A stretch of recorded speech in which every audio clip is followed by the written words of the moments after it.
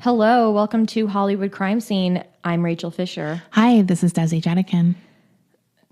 Thank you to everyone who subscribed to our Patreon account this week. We just put up some new content.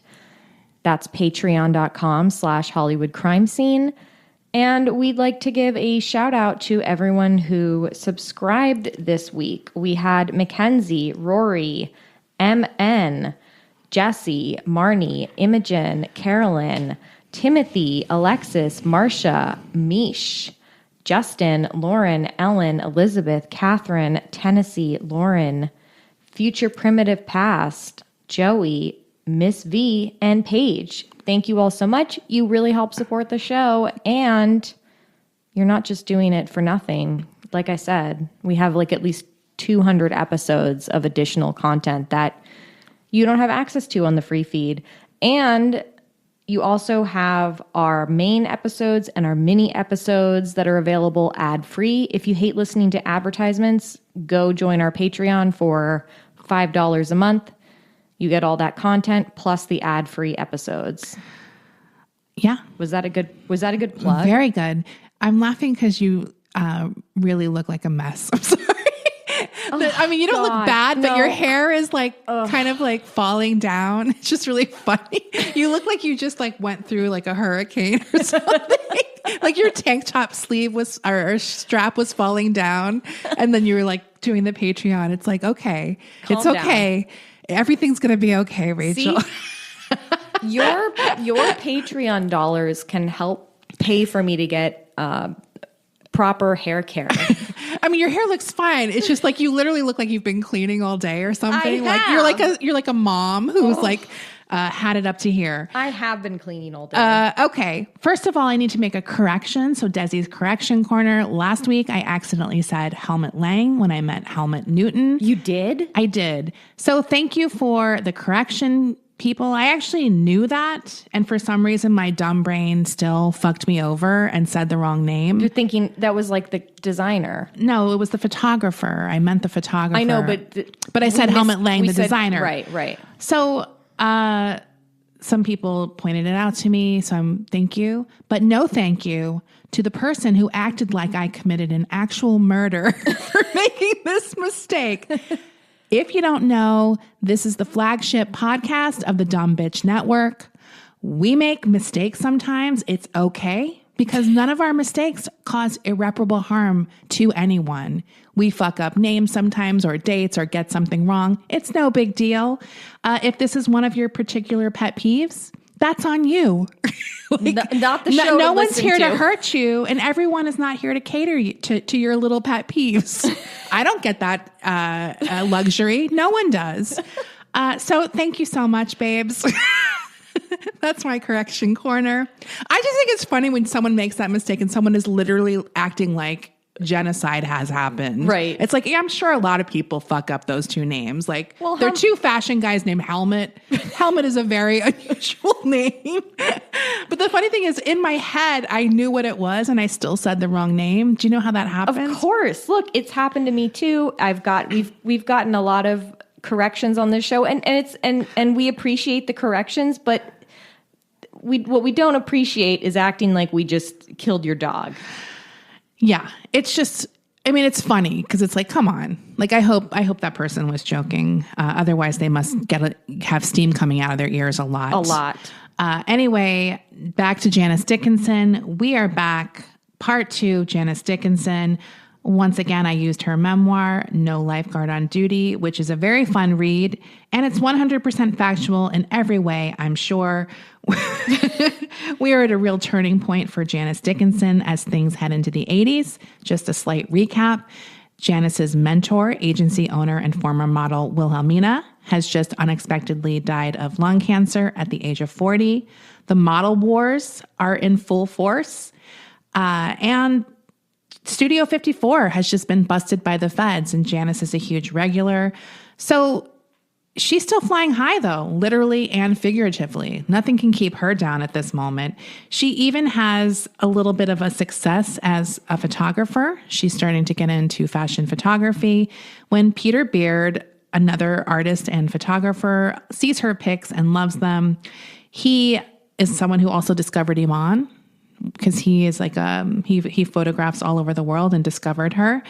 And Janice has a story about him as well. He was once married to model Cheryl Tiegs, who, when they first started dating, had him remove a poster that he had hanging in his office of Janice, saying she wouldn't date him until he took it down. Ooh. So Janice loves that story. Of course. She tells it all the time.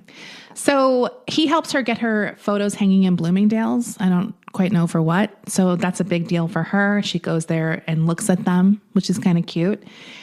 So add to that the potential of moving over into an acting career, because where we left off last week, Bill Cosby wants to meet Janice for one of several projects that he has in development. Now, Janice finally sets up a meeting with Bill at his swanky Central Park hotel. When she shows up, he is there with Telly Savalas. Now, Janice says he's insane. So, if Janice says someone's insane, they're really insane. She reminds him that he was a judge when she won Miss High Fashion Model. It is kind of funny to keep running into Telly Savalas. Oh, yeah. That's a life. So she said he looks like he wanted to ravage and murder her at the same time. That's a hot combo. No, it's not. Not if it's Telly. It can be. Well, who is it? Yeah, I mean, Telly Savalas. Come on. He's like someone who was probably hot back in the day, but now he's definitely in the stages where he's still acting like he has it, and he's kind of an old man. You're right? acting like you're a size 4. Yeah, you're acting like you're a 45-year-old star. You're old now. So she's obviously charming the pants off of them with all of her little stories. She said they were perfectly polite, but at some point, Telly looked like he was about to ask Bill to hold her down while he had his way with her. So Telly is horny. Before she leaves, Bill tells her to read Stanislavski's The Actor's Way, as if she's going to be in anything that would be warranted for. I don't think so. And he also is like, hey, give me your home phone number. Janice immediately goes to go buy that book, and she starts reading it to prepare for her acting career. The next day, he also tells her she has it. So he's really schmoozing her. The next day, she meets with a musical director at Cosby's request. His thing for her is that he wants her to sing as an opening act for his various shows, that his comedy shows. Like, she'll open up for him in Vegas as a singing act. Janice has no experience singing, by the way. So this is clearly he's just putting her on. Yes, she does terribly, but the musical director tells Cosby she was great. Janice is like, oh, like that's how things work in Hollywood. At a certain level, everyone just tells you what you want to hear. Right. He says he's thinking of having her open for him in Vegas. That's great news. Just then, his assistant pops in to say his wife is on the phone, and Cosby gives him a look that could kill. Like, he's clearly mad, like, now's not the time to bring up my fucking wife kind of deal. But obviously he has to go speak to his wife. He leaves, and the music director tells Janice he must really like you. Now, later she tells her sister Debbie she thought Bill wanted to sleep with her, and her sister replies, of course he does, because you can't fucking sing. Duh. Now, Cosby never calls Janice, but Janice is on to the next drama. Monique Pollard, who is one of Janice's close friends at her agency, she's a booker at Ford, has her come in for a meeting. She tells Janice that Gia is in trouble and she wants Janice to look after her. Now, we can all agree at this point that Janice is probably not the world's best babysitter in a situation like this. Janice meets Gia at Trader Vic's that night. And Gia had recently graduated from cocaine to heroin. So we did a whole episode on Gia. This was obviously affecting her work. She was already kind of borderline not into anything. So obviously drugs impacted that. She had recently left a Richard Avedon shoot, saying she was going to the bathroom, but then telling Janice she just left because she was bored. Oh, no. I mean, that's obviously that's a top tier photographer. You don't do that. All the men at the bar were staring at them, according to Janice. I mean, I'm sure if you see Janice and Gia just sitting at the bar, these two hot women, at the peak of their hotness, Gia was just like, look at all these assholes. According to Janice, she hated men. And they started talking about the worst pickup lines they had ever experienced. Janice had one that said, "Hi, I'm Gary, and you're going to be screaming my name all night." That's such a like gross pickup line. It's horrible. It's horrible. Gia said someone once grabbed her butt and said, "Is this seat taken?" Gia decked him. Then they went to find some coke together. So much for keeping an eye on Gia. They actually started working a lot together for the next few months. But Gia once gave Janice heroin instead of coke, and Janice punched her in the face. She was so mad that Gia slipped that in for her. She just wanted coke. Gia actually was into Janice hitting her and was like begging her to hit her more. So Janice stopped because it was turning her on. We all know Gia is sliding further into addiction and reckless behavior at this point, and Janice begins keeping her distance eventually. Now, besides that, she has a lot of parties to go to. One night, she's at a party full of famous men, and she was trying to decide who to go home with. Her options were Robin Williams, Dustin Hoffman, Warren Beatty, and Jack Nicholson. So that's a pretty good lineup of famous people to possibly fuck. You go home with Warren Beatty. Well, Robin was too frenetic for her. That's a nice way of saying on cocaine. Dustin was too short. Warren was too good looking. Oh. Jack was initially someone she's like, he's too much of a wolf. But he was hilarious. I mean, Jack Nicholson has a personality. Absolutely. So he ultimately wins out. That's who Janice wanted to go home with the most. Warren Beatty will be back. They went to the Carlisle suite that Jack had booked. Janice said he wined and dined her, talked to her all night, made her laugh.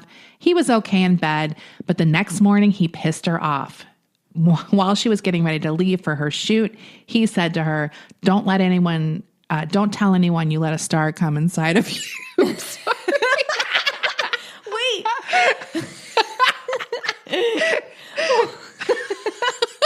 Why would he say that?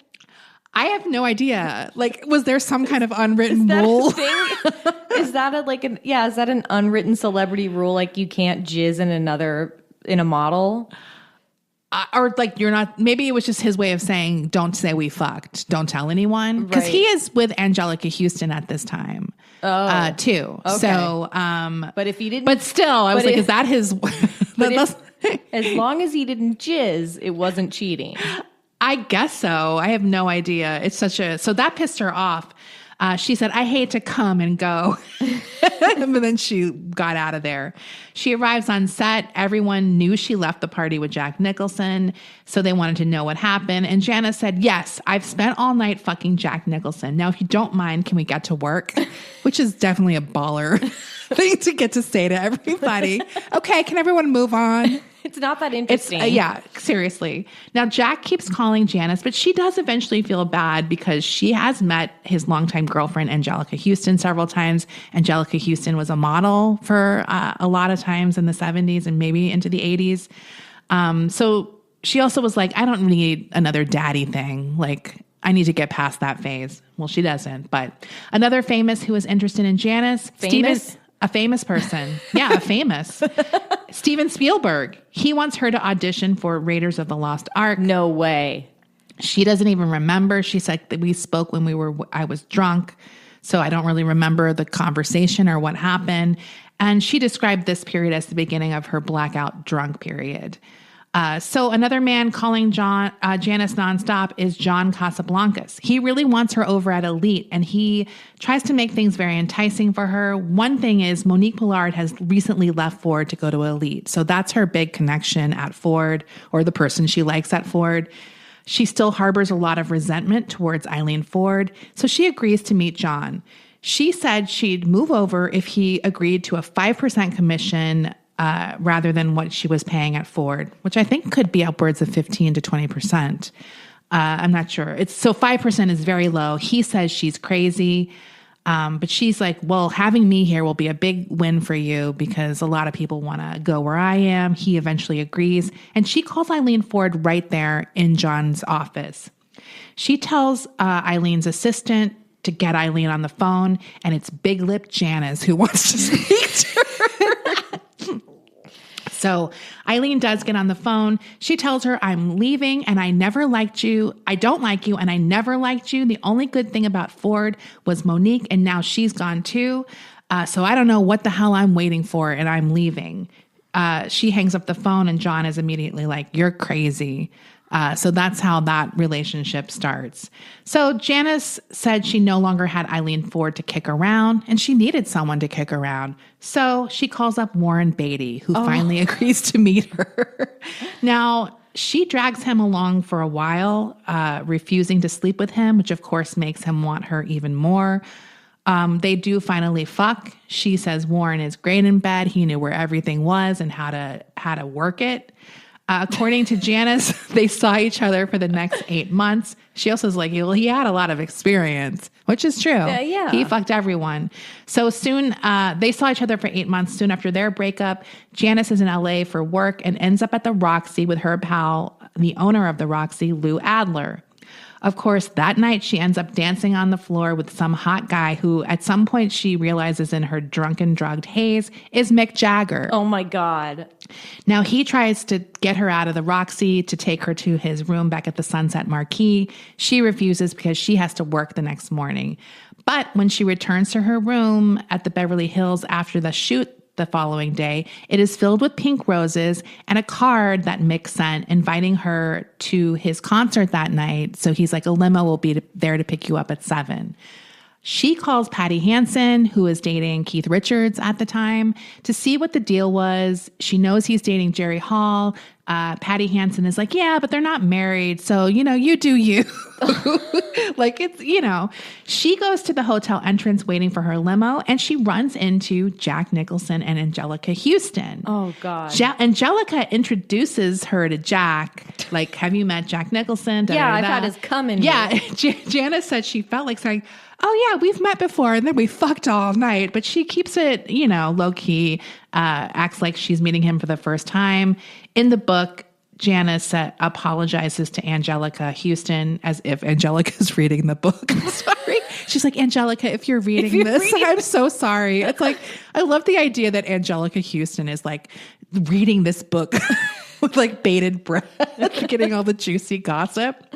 So they actually are going to the concert too and are in the limo with Janice. So she has to ride to the concert with them the whole time. Were they invited also by Mick Jagger? I have no idea, but it was definitely why like else would they be in the limo? guess. Yeah, I have no idea, but it was an awkward limo ride to say the least. They get to the concert site and are taken backstage. When she gets backstage, Mick immediately lays a huge kiss on her. She says, you call that a kiss? And then pushes him up against the wall and rams her tongue down his throat. Janice was heated. She said she never kissed someone before who had bigger lips than hers. Sorry. I was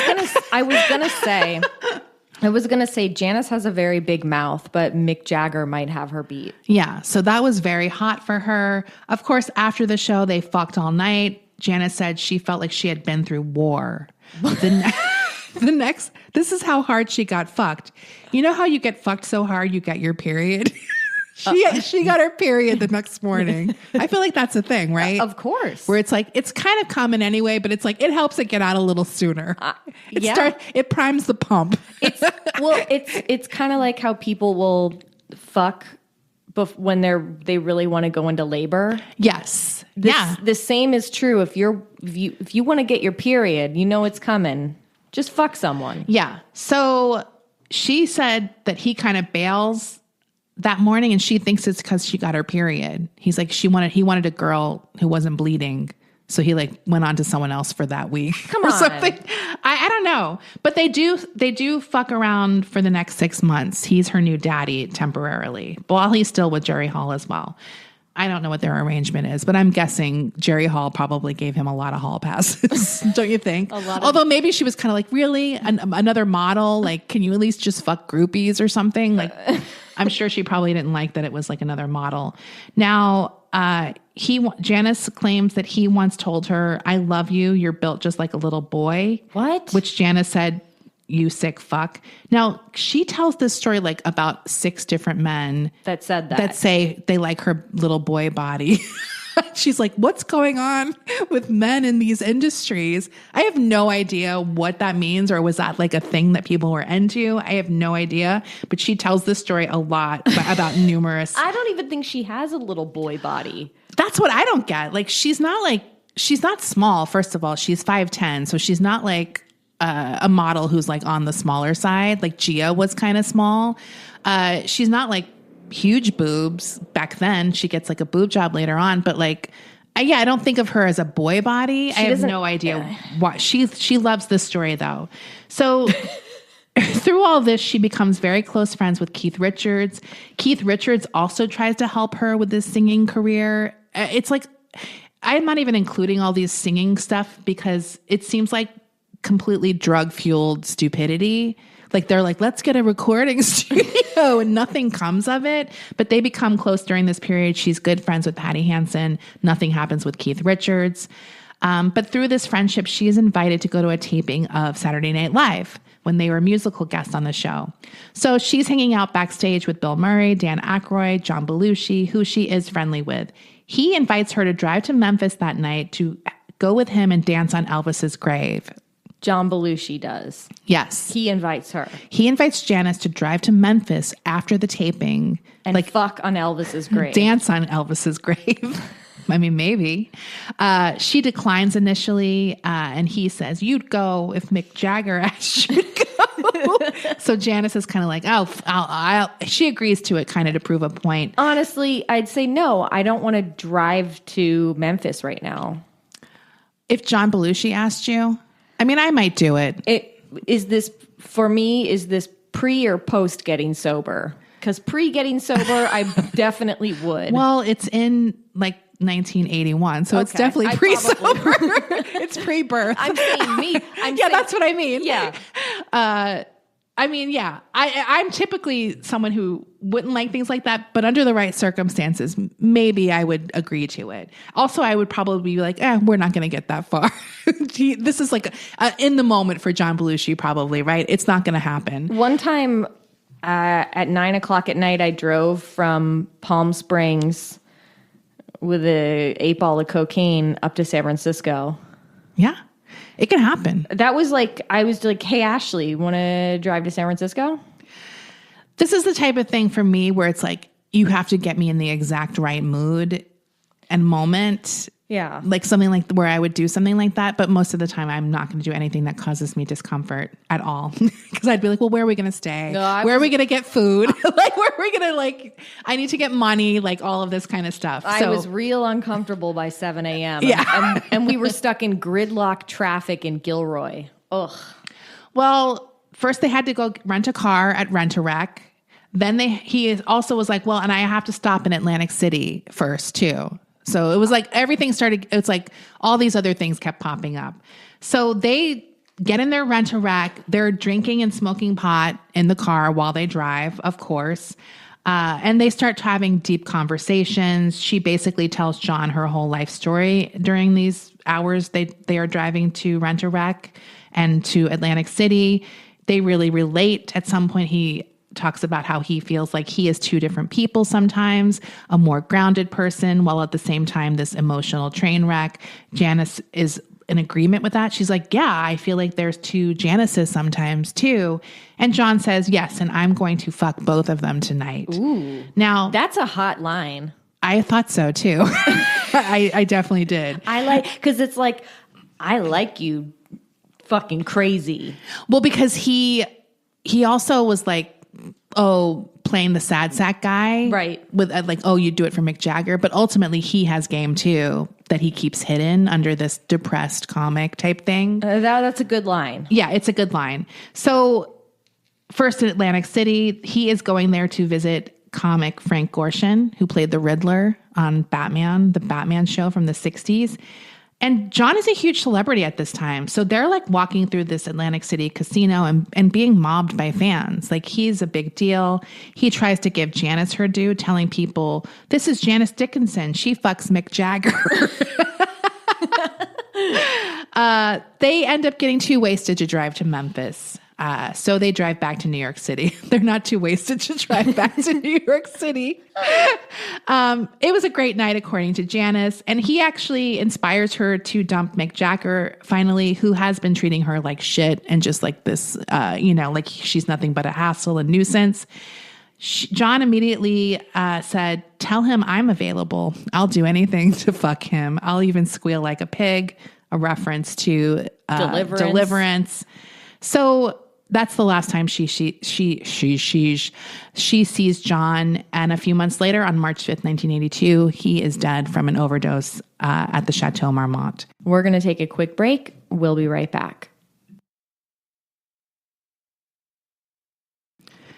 So a few months after she dumped Mick, Janice was at a bar when she saw someone familiar. It was Peter Aykroyd, Dan's brother. Dan had been trying to hook them up for a while. She saw him and she said, "Hi, Peter." And he said, "I'm not Peter." And she laughed, thinking that Peter was playing this joke, playing hard to get, whatever, or being funny. He said, "You can call me Bruno." They ended up kissing that night, and Peter invited her to a baseball game he was playing in the next day. She showed up at the game. He was kind of shocked that she did. After the game, he said, "I'm not Peter, and I'm better than Peter, and I'm going to prove it." He then invited her to visit him later at work, where he was a bartender. And that night, after he got off his shift, they went back to her place. He spent the night. And just like the guy in France we talked about last week, he got up early, brought her breakfast in bed the next morning. And she finally asked, if he wasn't Peter, then who was he? He said he was an aspiring actor. His friends called him Bruno, but his real name was Bruce Willis. What? And they started dating. What baseball game was he playing in? I don't know. It was like at Central Park or something. It must have been some like local team. I think they have baseball teams that play there, like local businesses and stuff like that. Why did she think it was Dan Aykroyd's brother? I don't know. Maybe they look similarly. How drunk was she? Well, she's drunk a lot. So she ultimately has little hope that he will be a successful actor. Things aren't going great for Janice as well. Clients are starting to complain, and Monique says she's turning into the next Gia. Like she's showing up late and being difficult on set. It's not long before Janice wakes up one morning after blacking out to see Monique Pollard at the foot of her bed. Monique says some friends are in the living room. Janice walks into an intervention. Her sister Debbie is there. She thinks about what her dad said long ago to her. Someday you'll be on your knees begging to suck a guy off just to get a few bucks. And she breaks down into tears thinking, I am nothing. I am less than nothing. She's off to rehab for the first time. She gets out of rehab after, I guess, 28 days, and she kind of can't get booked. No one wants to work with her. She's burnt a lot of bridges back in the day when she was fucked up. So she books a flight to Bali. While she's there, she gets a call from Richard Avedon. He's kind of giving her a pep talk. She also gets a call from Bill Cosby. He's been looking for her. He finds her in Bali. She calls him Mr. Jello. And he wants to fly her to Tahoe to open for him. So she actually gets on a flight to Tahoe from Bali. I mean, I think there's like a layover in LA or something. I don't think there's a direct flight from Tahoe to Bali. And unfortunately, she has some drinks at the airport to prepare for this long flight. When she lands in Tahoe, finally, she's had a ton of drinks, so she's kind of blitzed by the time she gets to Tahoe, and she's taken immediately to Cosby's suite while they're getting ready to go to dinner. He answers the door fresh from a shower, wearing only a towel. He hugs her a little too enthusiastically, according to Janice, and then says, "My God, you're beautiful," before kissing her fully on the mouth. Now, she's kind of like, what the hell? He gets dressed. They go to dinner where he talks about himself for 2 hours. He asks her back to his room later, and she goes with him. But when she gets to the door, she's like, you know what? I'm kind of exhausted. I've been flying almost all day, etc. Makes sense. He flares up in anger. He is furious. He's like, after all I've done for you, you're exhausted. When she tries to speak again, he waves his hand in front of her face to silence her. And then he goes into the room and slams the door in her face. Now, Janice goes back to her room. She pops some ludes. She's stressed out. And she leaves Tahoe the next morning. She gets back to New York City eventually and searches her apartment for more drugs. So her sobriety did not last that long. Luckily, she almost immediately gets a call to go to Milan to shoot with Bill King and Peppo Della Schiavi, who is an Italian publisher who runs almost every Italian fashion magazine. So she's off drugs in Italy, but still drinking a lot of wine. because it's Italy. She's gotta. Now, Janice really thrives in Milan, and she even goes on some photo expeditions to Africa with her friend Peter Beard. But when she gets back to Milan, she describes being in a state where a dark feeling has sort of been cast over her. She can't quite explain what's happening. She starts really craving having a family and a more traditional life. One afternoon, she comes back and finds a note sent from a friend in New York City that tells her her friend, makeup artist Wade Bandy, has died of AIDS. Another friend, the one she met Jack Nicholson at, the guys he had that was his party, had killed himself in his car. She also found out that Gia had died of AIDS. And then other people she knew were being diagnosed. Bill King, Steve Rubell, Perry Ellis were all rumored to be dying. Truman Capote as well. So I'm sure at this time, a lot of people are going through this. Yeah. Everyone you know is getting sick and dying. So this really sent her in a deep depression. She began to worry about some of the men she had slept with who had also fucked everyone. So she's scared as well. So what does one do when you are in a deep depression? You get a millionaire sugar daddy and try to get knocked up. That's what Janice did anyway. She found a man named Alberto. She never says his name in the book, so I don't know who it is, but he was like some billionaire or millionaire owner of a soda company. He did not want children, unfortunately, so this sent Janice into a bigger state of depression. She actually gets pregnant, and he, I won't say forces her, but asks her to get an abortion. She does. They fight nonstop after that. One night they go to dinner with a famous Italian film director and his wife. At some point, this film director passes Janice a note to meet him in the bathroom. There he tells her he wants her. So Janice is like, no, I can't do this right now. Like, no, what are you doing? But she's supposed to be in Rome the next morning for a shoot. And he's like, I'll see you in Rome. So she goes to Rome that night, like right after dinner. I guess she drives there. From Milan. I think they're in Milan at this point. I'm not exactly sure, though. But he instructs her to meet him at noon at a church when the bells are tolling and to come dressed as a nun. Janice thinks he's crazy, but she checks into her hotel room that night. She asks for the nearest costume shop. The next morning, she wakes up at 10 and goes to get this nun costume at the costume shop. As the bells toll, she enters the church and she sees a priest coming toward her and quickly realizes it's the director. He walks into a confessional. Janice goes to the other side of the confessional and confesses to being a bad girl. After saying how bad she was, the priest said, I want to fuck you. Janice says, oh, Heavenly Father. Sorry, this is her dialogue from the thing. He takes the dirty little slut, as he calls her, to a back room in the church and fucks her against the cold stone walls. Damn. When she arrives at the hotel, still in her nun costume, Alberto has just arrived because she took his Ferrari to drive to Rome. So he's furious. He sees Janice in a nun costume. He tells her the wife of the director is worried that there's something going on between the director and Janice. And Janice says, I told him I fucked his friend in a church. And he was dressed like a priest. Alberto was furious. And Janice said, I have news for you. I don't give a shit. and that was how that relationship ended. She leaves Milan in 1988 and moves to LA. At this point, she's 33. She wants a fresh start. She starts dating a guy named Simon Fields, who's like a production guy in LA.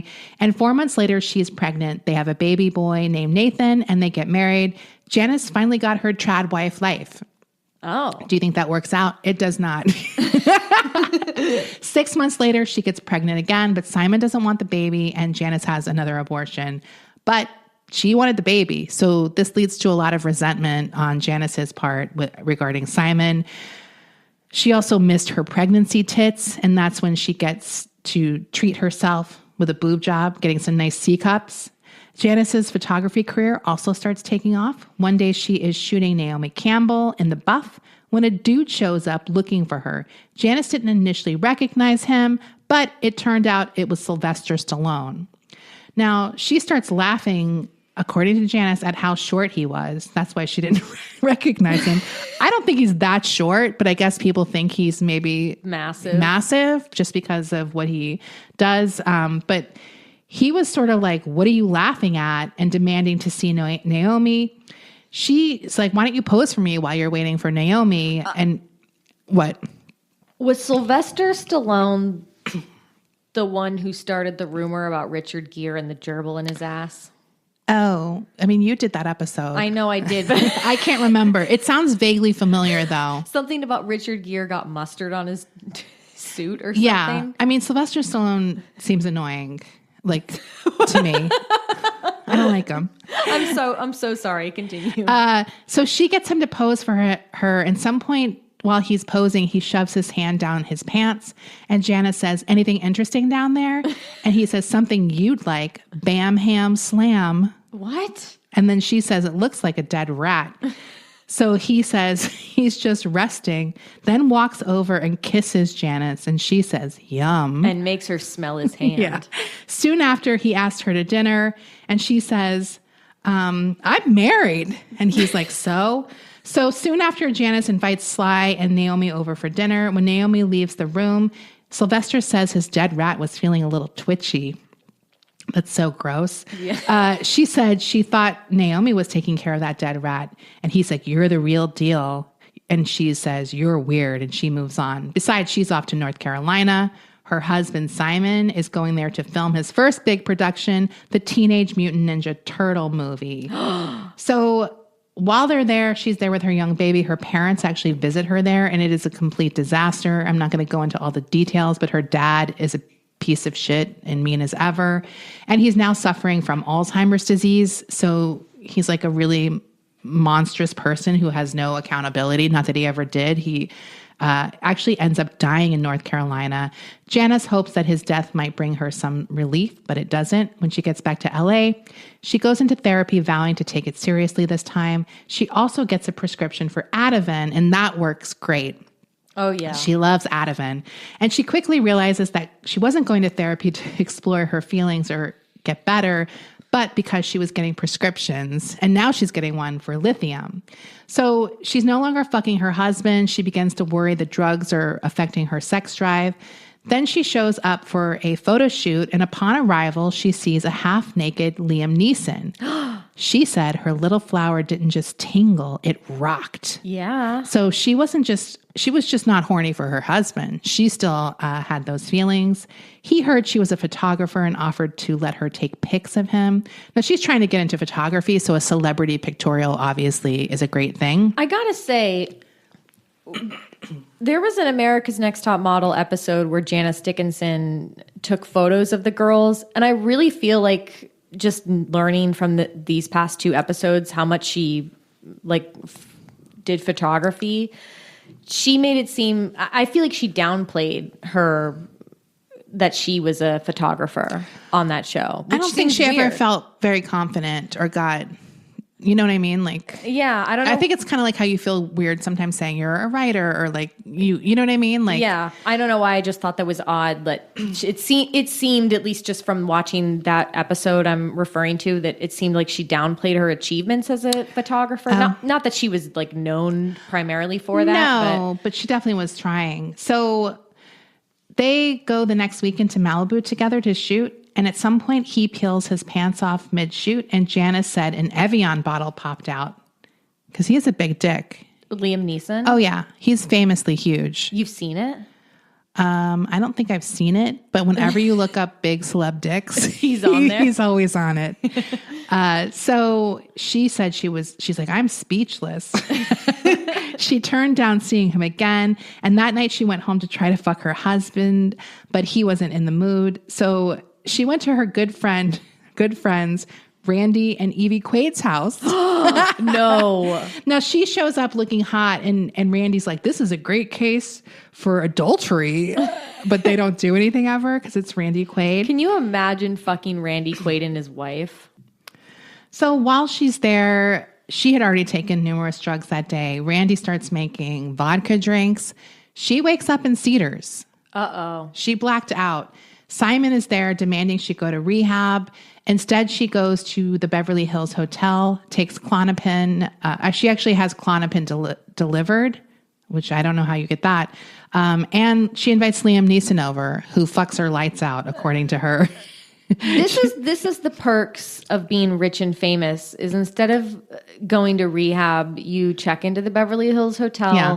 You get your prescription drugs delivered, and a hot actor arrives with his dick in his hand at your door. She said she felt like she needed a episiotomy afterwards. Oh, So that means she felt like she got ripped open. Yeah. Like she had a baby. That's how big his dick is. Newborn baby size. She goes home to Simon, who's pissed, obviously, because she didn't tell him she was leaving to go to the Beverly Hills Hotel. So she just comes back like 3 days later. She then flies to New York 2 days after that because Liam called for her to come meet him. She goes to his hotel room. While she's with him, so Simon is like begging her to come home. He somehow finds her at Liam's hotel. Like he finds the number and he's like, come home, come home. She's like, no, hangs up on him. She's starting to get fed up with Liam, who was crying nonstop about Julia Roberts, who had just dumped him. Oh. So he's like devastated about Julia. So she's like, look, I wanted to fuck you. I don't want to hear you cry about some fucking actress. She sees him dry his hands off at some point with a really worn out hand towel that has JR initials on it. So it's like Julia's hand towel. And it's his jizz rag. I don't know that he's just drying his hands on it. It wasn't cum. Well, wow. well, Get your mind out of the gutter. I have a question. Okay, well, you're going to have another question pretty soon.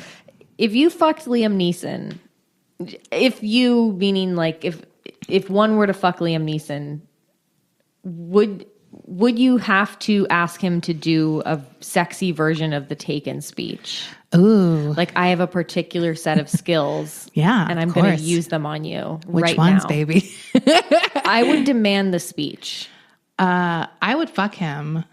I think he's hot. I think he's good in bed. He seems very into it. I think so. And I liked his marriage with Natasha Richardson. Like Yeah. that made me love him even more. Me too. So I definitely would love to help him. So Janice says something that I do not know what this means. I feel like I have an idea, but maybe we can work it out together. She's so furious about this hand towel with Julia Roberts' initials on it that she says that she douches with it. What? Wait, Janice said she douched with the towel? Yeah. Does that mean when you're douching, because I've never douched, do you use a towel while you're squeezing it up you and you catch the water, the douche water? I thought you just did it in the shower. I've never douched before, and we've talked about douching on the show. Neither of us advise it.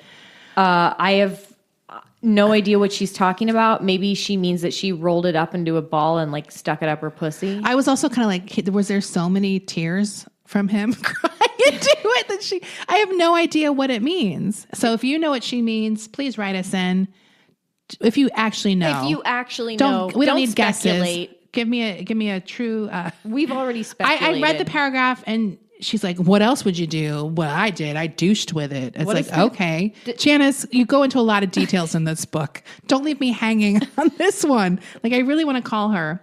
So she's back in LA after douching. She's done with Donkey Dick Neeson, but Peter. I'm sorry, not Peter. Her husband has an ultimatum: rehab or divorce. Like, he's like serious now. Janice is like, fuck you. But then her divorce attorney was like, you better go to rehab or this is going to get really ugly and you might lose custody of your son. Oh my God. So she does have to go to rehab, but things still get ugly. Simon wants sole custody. Janice is in misery, but manages to hook up with a nice producer who works for Aaron Spelling. His name is Michael Birnbaum. He's actually a very nice guy, which sends Janice into a panic, obviously, because she's only comfortable with guys who treated her like her dad, i.e. like shit. So, of course, she sleeps with some artist, abstract artist one night while she's seeing Michael. At the same time, Michael invites her to Cannes with him, and Janice tags along, but she's frustrated since she's not really feeling it with this perfect man. While checking into the hotel, Janice sees Sylvester Stallone in the lobby. She's like, I'm going to go over and say hi. She waves, and he says, yo, Janice. She then sees Michael, and he's like, geez, you're still with him? She said to him, get me the fuck out of here. So she's already bailing on this poor guy, Michael. He's like, my plane leaves at 10. My assistant will set everything up. He gives her a fake handshake while Michael's watching so he doesn't get sus. Like, we're just friends. Nothing's going on here. Janice joins Michael in the room, and And he says, geez, he's fucking short. Janice clearly wants everyone to know this about Sylvester Stallone. Later, she tells Michael she has to leave on a plane that night to shoot Sylvester Stallone on the set of Demolition Man. He's kind of shocked and in disbelief that she's leaving, but she's like, it's okay if you call me a cunt. And he's like, no, because he's just not that type of guy. Yeah. So she's kind of giving him permission to be an asshole, and he's just not an asshole. So this plane is like a sleeper plane, and Janice gets on it. She's like, where's my room? And Sly says to her, you're sleeping with me. If you don't want to do that, then you can have the chair out here. What? So she's like, that's kind of presumptuous. But of course she does it. She's like, we're just sleeping. And he's like, that's fine. They take sleeping pills and snuggle. He takes her in his arms, and she describes his arms as being as big as Christy Turlington's thighs. I really have no idea what that means or why she's dragging poor Christy Turlington into this. I don't even know if that's a bad thing, or like, are his arms really thin? Like, I don't get this this comparison at all. Christy's like, hey. It's like, is that a dig at Christy or Sly? Like, I can't quite tell what she means by that. Anyway, they land, they say goodbye, and that was that. They don't sleep together. But Janice couldn't help but think how good it was to fall asleep in his arms. Now, the next chapter is called Bam Ham Slam, so we know shit's about to go down. So 2 days after landing in LA, Sylvester calls Janice and said he's ready to let her take pics on the set of Demolition Man. Janice is relieved, since that means technically she didn't lie to Michael. But she ends up being taken to his Benedict Canyon home instead, and is told he is waiting for her in the master bedroom. She's pissed, but the assistant reassured her they would still be taking pictures later that day, and brought some vodka cranberries to her and Sly as she walked to the bedroom. He's in the bedroom. When she enters, he takes her into his arms and kisses her. Before she knew it, they were naked in bed. She said it didn't last long, but she thinks she enjoyed it. After he came, he said, "Bam, ham, slam." Gross. They then drove downtown, and Janice is sort of filled with self-loathing at this point. In the space of a week, she had slept with the abstract artist, the producer, and the superstar. So that's her. She feels that way. I'm not judging her. Once on set, Sylvester ignores her, and Janice eventually leaves saying, and he's like, "Oh, you'll be hearing from me." Later that day, Michael calls her to have dinner. At dinner, she told him she had fucked Sylvester Stallone. Janice kept expecting a big blow up, but he kind of doesn't say that much. He quietly drives her home.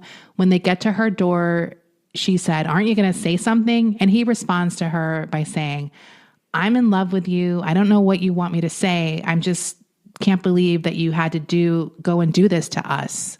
Oh. And he kind of leaves. And he's just gone. And she knew at that point she had made a huge mistake.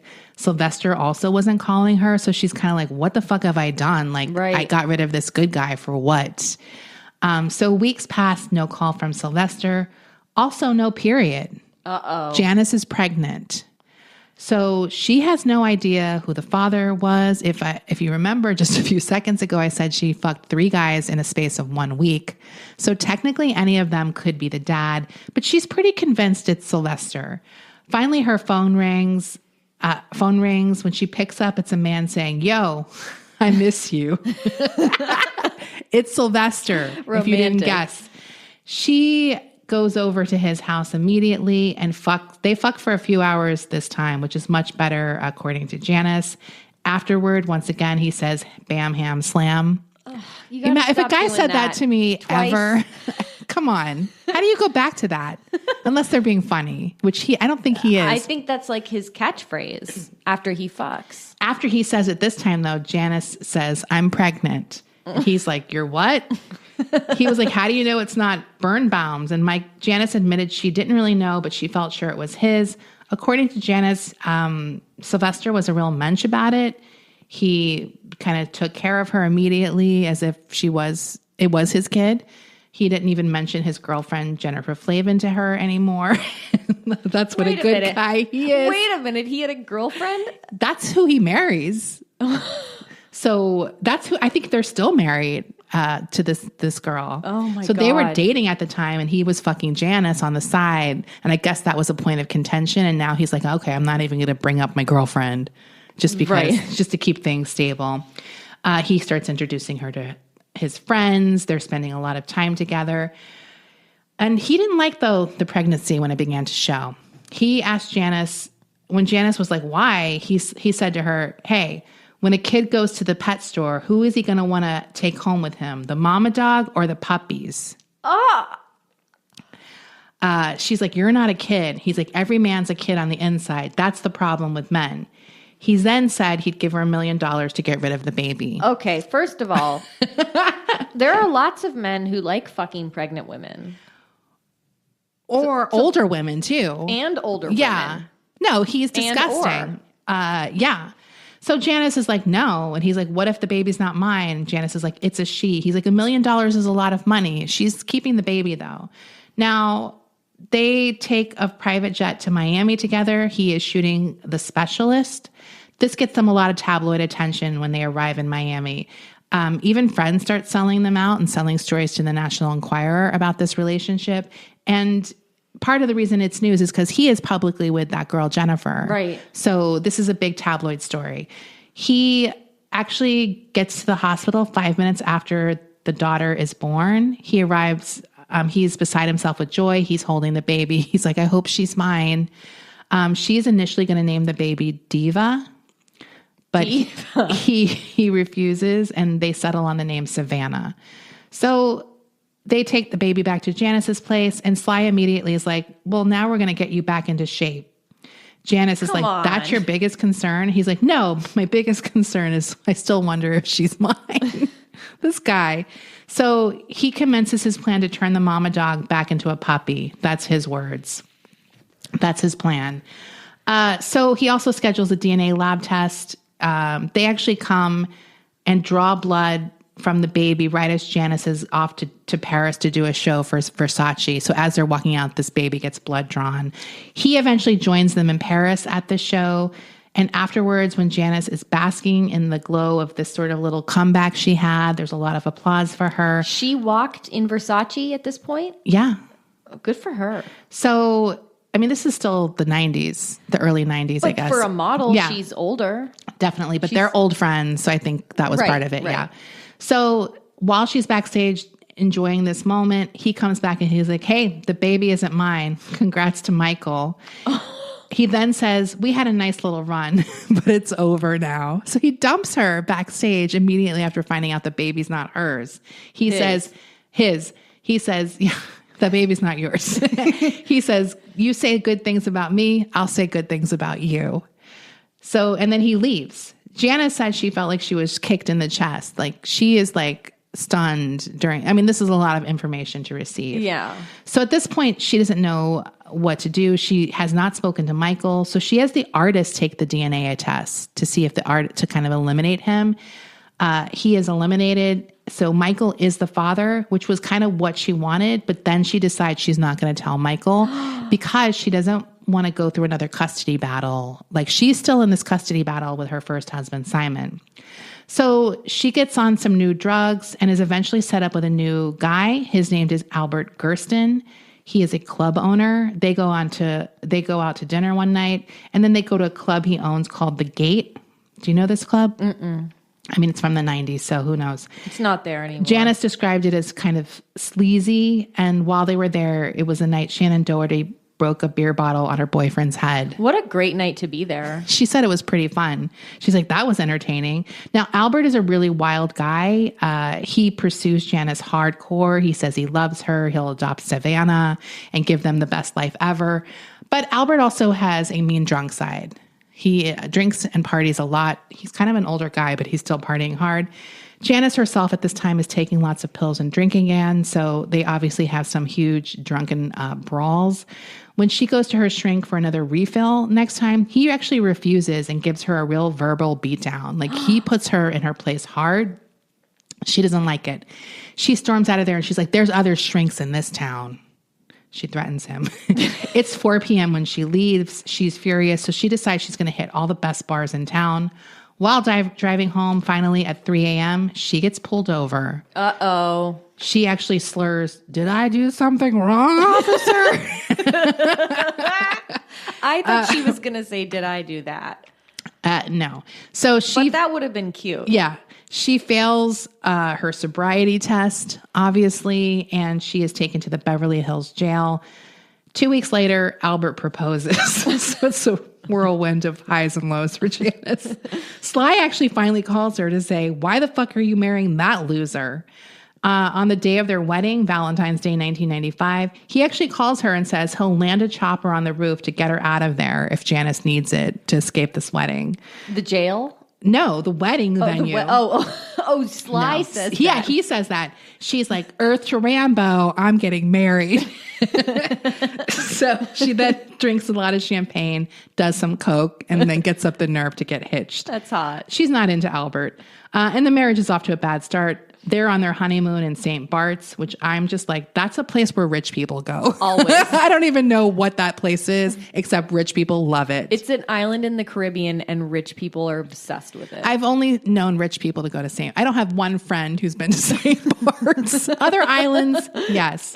So they're in St. Bart's. Albert is drunk driving. They're reckless. Those roads, we've seen those roads. Yeah. They're windy. Yeah. And some of them are not paved even. Like they're sort of rough sometimes. So they get into a really horrible car accident and like roll down a hill. Janice has to like pull him out of the car. He gets over 100 stitches. So they kind of have to stay in St. Bart's while he recovers. Once they get home, Albert is immediately back to partying and Janice is kind of calming down. She's like, I'm going to stay in Malibu with the baby. Her mom dies of cancer shortly after the return, and obviously that sends Janice into another depression. She gets back from the funeral, and there's a hand-engraved invitation to Stephanie Seymour's bridal shower in Paris. You know you're rich when you're like, my bridal shower is in Paris, and no, I expect you all to come. Not the wedding, the bridal shower. Yes. So she is marrying, what's his name? Peter Brandt. He's like a very wealthy guy. He owns Interview Magazine. He's just whatever. You don't even know how. He's like one of those rich guys where we're like, how did he even get rich? Yeah. It's like, we don't know. He just has a ton of money. Albert is trying to cheer her up. So he's like, we should go. So of course they go to Paris, but being with like this is like younger set of models. It's Stephanie Seymour, Shalom Harlow. It's that 90s set. Yeah. So Janice is like a decade older than all of them. She's 40 now, or over a decade maybe. And she's made a total mess of her life. So this event ends up being very depressing for Janice because Stephanie's like, yay, I'm done with bad boy Axl Rose. And now I'm going to marry this rich guy and have a happy life. And Janice is like, why didn't I do this? Right. Like I could have had this trajectory. She is back on a plane. And in her head, she starts planning what her conversation to Albert will be, how she's going to get out of this marriage. She's like, I'm going to be like, we made a mistake. Here, you can have the ring back. She's going over this conversation over and over in her head on the plane ride. At some point, Albert looks over at her and says, I love you, babe. So Janice changes her mind. She's at that state where she's like, he loves me. So she just continues drinking instead. So one night, Albert comes home really drunk and raging and demanding to know everyone who Janice is fucking at the moment. She's like, I'm not fucking anyone. He's like, well, then write down the name of every man you've ever fucked. And he gives her a pad of paper and a pen. What is he, your sponsor? Seriously. It's like, how do you even remember? Come on. She starts writing names down and she's even making up one. She writes down things like Colonel Sanders, Don Knotts. Although I wish she did fuck Don Knotts. And he's like, where's Mick Jagger? Where's Warren Beatty? She's like, she's right here. So he's like fact checking her list. The next morning, Mellon doesn't approve of this behavior. The next morning, she's like, I'm leaving. And he had completely forgotten about the night before. He had no memory of it. So she packs a small bag, gets Savannah, and checks into the Westwood Marquis. Soon she is in John Peters' guest house. He is a longtime friend of Janice's. And she starts buying a bunch of self-help books. Classic trajectory. She says during this period, John Cusack would call her nightly asking if she was rowdy. And she would hang up on him. I 100% believe that. And here's...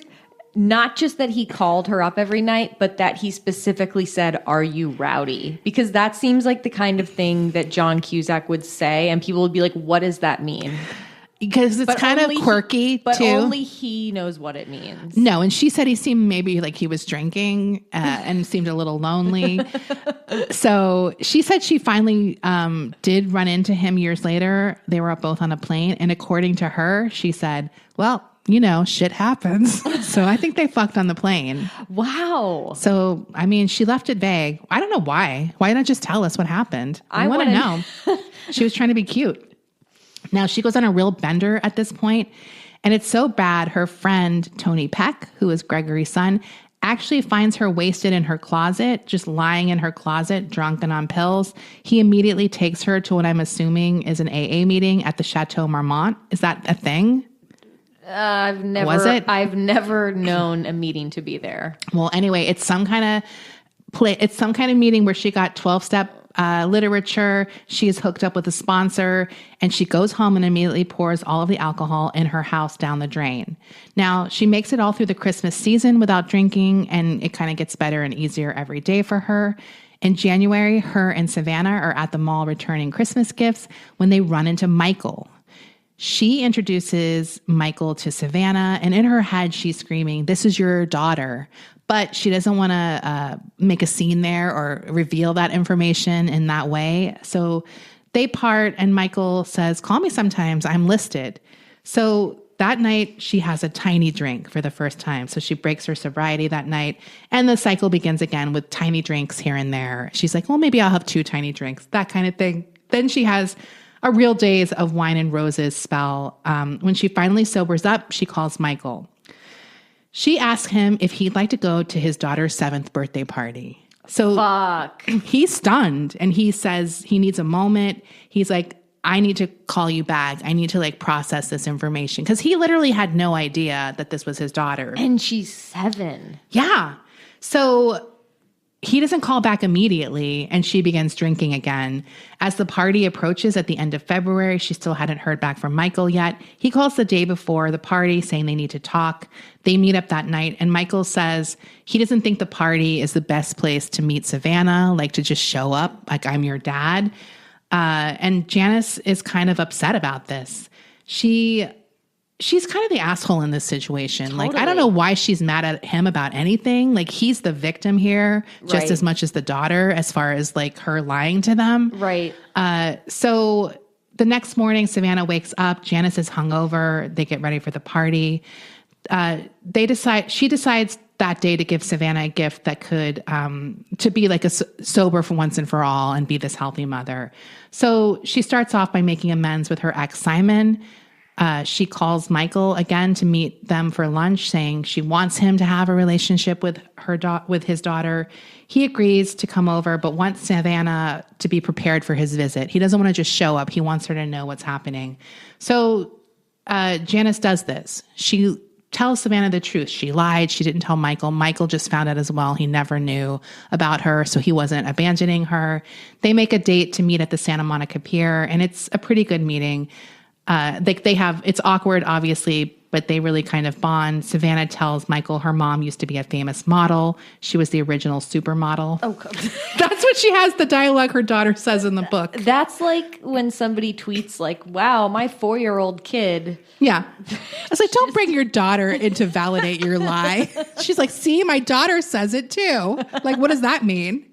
And Michael's like, I know.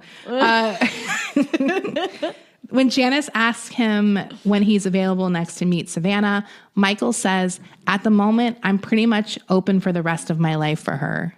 Oh, isn't that sweet? She really blew it with Michael. Michael's cute too. Like, I've seen pictures of him in the book. Michael sounds like a nice guy. He's a totally great guy. He's really hot. Like, he's good looking. And she actually cries when he says this. Like, she fucked up with him, I think. Now, this book ends on a very self-helpy chapter that I just kind of skipped. I skimmed it. Jesus, I was just like, I can't.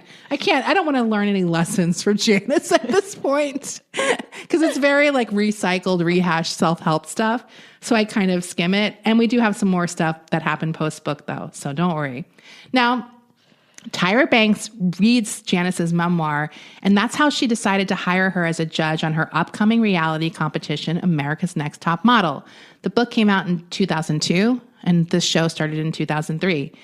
She thought Janice could kind of offer contestants advice on the perils of the fashion industry. And as we talked about, Dickinson becomes known for her very brutally honest critiques of these models. Now, after 4 cycles, she fires Janice Dickinson and replaces her with Twiggy. Janice is hurt by this decision. According to her, I was just telling the truth, and I was saving these girls from going out there and being told they're too short, too fat, their skin's not good enough. I was to America's Next Top Model what Simon Cowell was to American Idol. She does make guest appearances after this. She is a photographer for a photo challenge. She's a mentor role in cycle 6. And then she's like an interviewee for an interview challenge in one of the other cycles. In 2005, she starts branching out into other reality stuff. She's an original cast member of The Surreal Life, the 5th season. She is famous that season for getting into a huge fight with Omarosa. Oh, yeah. They're doing like a publicity photo shoot, and Janice has a prop knife. At some point, they have to be physically separated by Bronson Pinchot. What a mess. Poor fucking Bronson. Like, what is he? When you...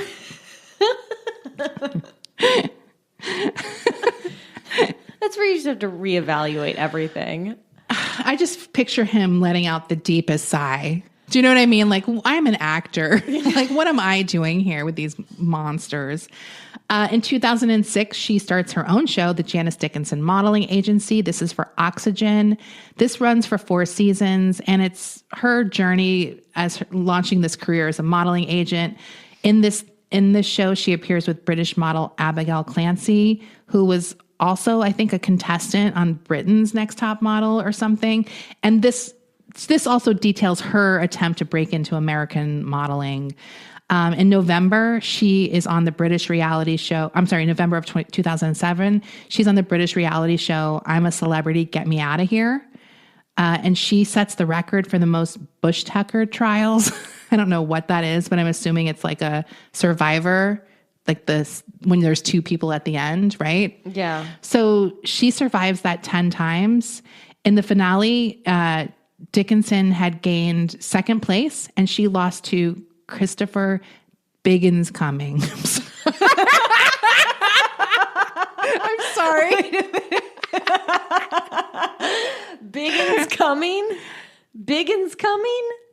Maybe it's Biggins, but the Cumming is right next to it. Biggins Cumming? Biggins Cumming. Look, if I'm wrong, do not correct me, because I think that's funny. Great name. I just buy any name when it's from the UK. I'm like, sure. They have the best They have names. the best names. Why wouldn't it be Biggins Cumming? Or maybe it was Biggins coming in first. Sorry. I'm sorry. Desi. Maybe it's Christopher Biggins coming first. Desi, why? Biggins Why? coming. Sorry. Why, Desi? Why? I'm so sorry. Biggins, comma.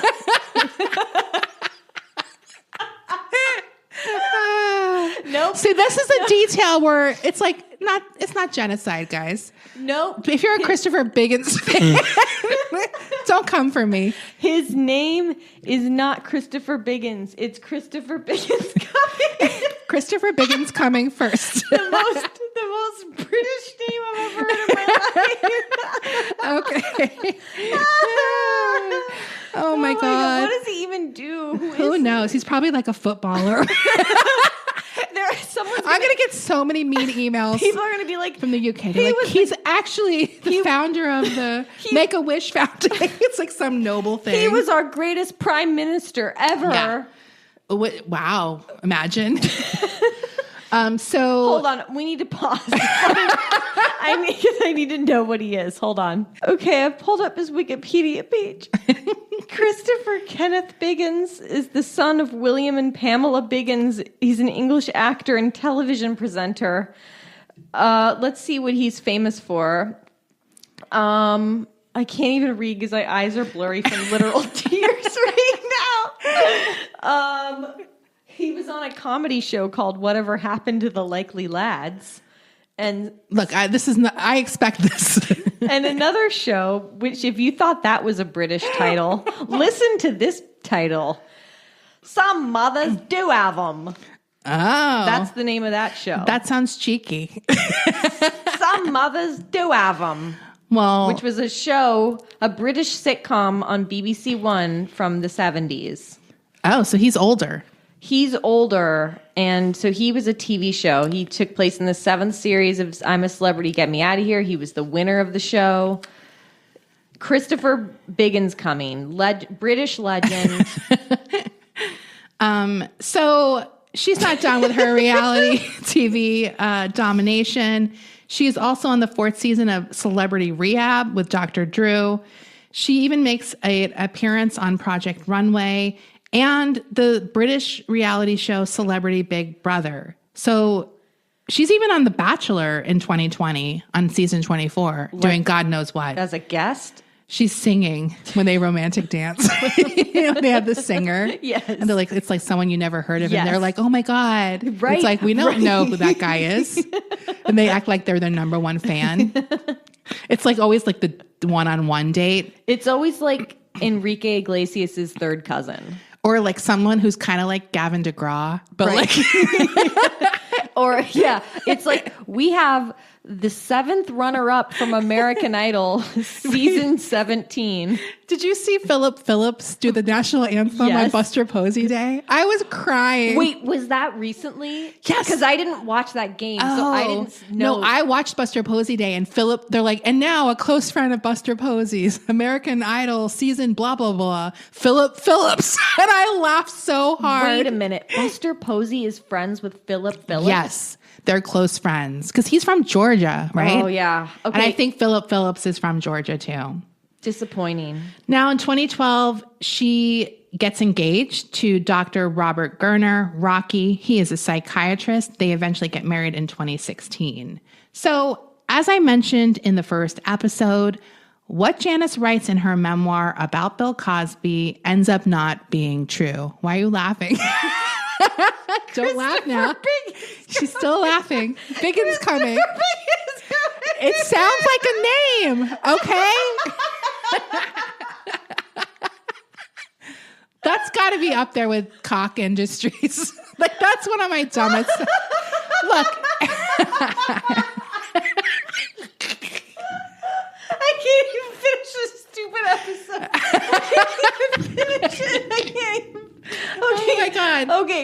Okay, please. Let's calm down. This is a serious segment. Okay. Okay. So what she wrote in the memoir about Bill Cosby ends up not being true. At some point in 2006, she is being interviewed by Howard Stern. She makes some vague accusations against Cosby during this interview, but doesn't get into many details. This is in 2012? 2006 interview with Howard Stern. Oh. Then in November of 2014, she joins a number of women who said comedian Bill Cosby raped her in 1982. She adds that she tried to write about this in her 2002 autobiography, but that Cosby and his lawyers pressured her and her lawyers to remove details. She becomes one of the first women to go public with allegations against Cosby during an Entertainment Tonight TV interview in 2014. She testifies against him in his trial. During this trial, she testifies that Bill Cosby raped her in 1982 after giving her a pill he claimed would ease her menstrual cramps, but left her immobilized and unable to stop an assault she called, quote, gross. She is the 4th of 5 accusers to take the witness stand at his sex assault retrial. She told jurors she was rendered motionless by this pill and that Cosby got on top of her in his Lake Tahoe hotel room. So this is the trip after Bali. She said he smelled of cigars and espresso. She said, I did not consent to this. He was America's dad on top of me, a married man, father of 5 kids on top of me. I was thinking how wrong it was, how very wrong it was. Now, she was 27 at the time. She testified that she felt vaginal pain afterwards. And when she woke up the next morning, she noticed semen between her legs. She said that Cosby looked at her like she was crazy when she confronted him about what happened. She said, I wanted to hit him. I wanted to punch him in the face. She is the only celebrity accuser to testify against him during this trial. And the defense attorney really seizes on the fact that in her 2002 autobiography, she talks about the encounter in a completely she has a different story. But she tells jurors about how she wanted to include details about the assault, and then it ended up being this highly sanitized version of what happened. There was no sex, let alone rape, because of the legal issues that she faced, and her publishers basically wanted to squash it. But she needed money at the time, so she needed to sell this memoir. So that's why she did it. She was afraid Cosby would ruin her career. She said in the trial, "It's all a fabrication there. It was written by ghostwriters. I wanted a paycheck." She testified that she got to know Cosby after her agent said he wanted to meet her and possibly mentor her to start this singing and acting career. She talked about how Cosby invited her to Lake Tahoe after that initial meeting in New York. He flew her in from Bali. And in Tahoe, they did vocal range tests with the musical director. He watched her perform. And that when they went to dinner, she complained about the cramps. And that's when he produced this pill that she said made her woozy and slightly out of it. And the musical director left after this pill kind of kicked in. He said, "We'll continue the conversation upstairs." She had her camera and said she took photos of him that night wearing a colorful robe. Shortly after I took the pictures, she said he finished the conversation and got on top of me, opened up his robe, and I couldn't move. She said, "I didn't fly to Tahoe to have sex with Mr. Cosby. This was a business, like a job possibility." So as we know, on April 26, 2018, this jury found Bill Cosby guilty of 3 felony counts of aggravated indecent assault against one of the women. So he got sentenced to 3 to 10 years in prison shortly after this conviction. And on June 30th, 2021, these convictions were overturned and Bill Cosby was released. I'm not going to get into why that was, but we talked about that. When it happened? When it happened, yeah. Yeah. I mean, we'll probably at some point do a Bill Cosby episode. Of course. Episodes. I'm sure it'll be multiples because there's a lot there. But yeah, basically it gets overturned for some bullshit kind of technicality type thing. So obviously people went to Janice when this happened, and she's angry about him walking free. She said, "I feel angry. And second, I feel like I was kicked in the stomach. It's like a real psychic blow. I'm angry they let him out over a procedural thing. That's basically all I have to say. I can't get into the legalese about it. I can only speak from my heart and say the statute of limitations is not fair. It's just not fair. I was raped by Bill Cosby. I know that it changed my life forever. That's why my heart goes out to all the women who started Me Too. I just think people are ignorant about these things." So, she does end up getting a defamation. She sues him for defamation, and she does reach a settlement in 2019 that supposedly is pretty big. In 2016, she revealed that she had been diagnosed with breast cancer. I couldn't find any information about what her situation is with that now, but maybe she's moved past it because I didn't see any new updates there. And I think it was stage 1, so it was caught very early on. At 67, she's 67 now. She's currently in production on a new reality series called Model Court with Janice Dickinson. Oh my God. And I don't know. Model Court? I don't know if she's just like a Judge Judy type, but my fantasy is she's judging models. I don't know that that's it. The tagline for this show is "There is no law and no order in Judge Janice's court." So it sounds good to me. I'm going to watch it. But she is still going after models. On a 2021 episode of Behind the Rope, she is reported to have said about Gigi and Bella Hadid that they are just Instagram models. Wow. So she also, in this podcast, Behind the Velvet Rope, talked about her experience on America's Next Top Model a bit. Now, supposedly her and Tyra have ended their feud. I don't really know how that happened because this was in 2021. On it, she talks about how difficult the show was. She says, "Sitting next to Tyra for hours and hours can be daunting because she didn't really like me, and we didn't really get along. I did Vogue, she did Elle, and I used to constantly remind her of that." Wait, really? Yeah. But I mean, Tyra did in her early career she walked a ton of high fashion runways. I don't know. I never understand any of Janice's digs, but I know they mean something to her. Did Tyra never do Vogue? I guess Tyra never did a Vogue cover. I mean, I guess Tyra, she was a very famous model, but she definitely was more Sports Illustrated. In her later career, well, not later, but I mean, like the thing with Tyra is Tyra said that by 1994, she started growing hips. So she transitioned from high fashion to Sports Illustrated Victoria's Secret more. Yeah. So maybe that's what Janice meant. Janice means. I don't know. Whatever. So she also... Janice said, I didn't really treat her like a producer. She would always say, I'm the producer of the show. And I was like, oh, yeah, right, whatever. She said Tyra was also cheap and unappreciative, giving the crew members hamburgers or McDonald's Whoppers for Christmas presents. For Christmas presents? I just like McDonald's Whoppers. Like, she's clearly never been to either McDonald's or Burger King. McDonald's Whoppers. Whatever. She also said she didn't like that CoverGirl Cosmetics was the one who actually selected the winner each cycle. Ooh. According to Janice, the chance to have a CoverGirl contract campaign for a year was chosen by CoverGirl and not the model, not the judges. I believe that. I believe, and there's been a lot of speculation and discussions, and we'll get into that next week when we talk about the nitty gritty of Top Model. But yeah, I wonder. So, I mean, I think that makes sense in a way. Well, it doesn't shock me at all because obviously they're the one taking this risk, right? CoverGirl, they're not going to want to. I believe that they have at least if they don't pick the winner, maybe in such like. Right. They probably have veto. They probably have veto power, and they probably at least have a lot of say in it. I would guess that they're like, here's the last two girls. Who do you want? So they kind of like both the last two girls, and CoverGirl probably has like pushes it over the edge for one of them. Yeah, maybe it's their brand on the line. Absolutely. So that's the Janice Dickinson episode. Sorry, that was a long one.